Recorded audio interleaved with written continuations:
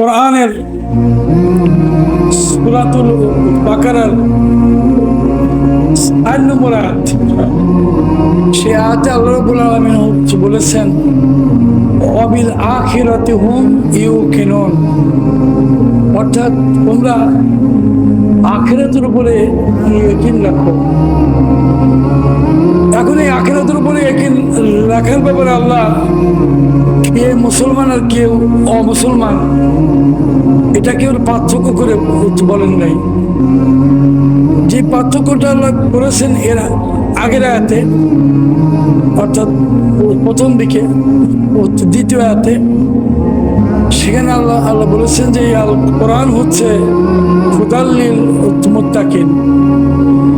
আল কোরআন মানুষকে পথ দেখাবে, সঠিক রাস্তা দেখাবে, জান্নাতের রাস্তা দেখাবে, কিন্তু সবাইকে না। তাদেরকে দেখাবে মুত্তাকিন,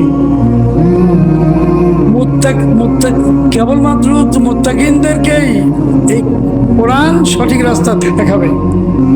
একথা আমরা যখনই শুনবো আমাদের মধ্যে একটা হতাশা কাজ করবে যে মুত্তাকি হওয়ার জন্য নিশ্চয়ই তো পাগড়ির দরকার, আমার তো নাই।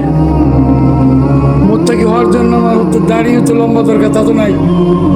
পাঞ্জাবি লম্বা দরকার, সেটাও নাই। দামি দামি আতর মাখা দরকার, এটাও নাই। আসলে মুত্তাকি হওয়ার জন্য এগুলো কোনো বৈশিষ্ট্য নয়, আমরা এগুলোকে বৈশিষ্ট্য বানিয়ে নিয়েছি। মুত্তাকি হলো ওই ব্যক্তি যার মধ্যে আল্লাহর ভয় আছে,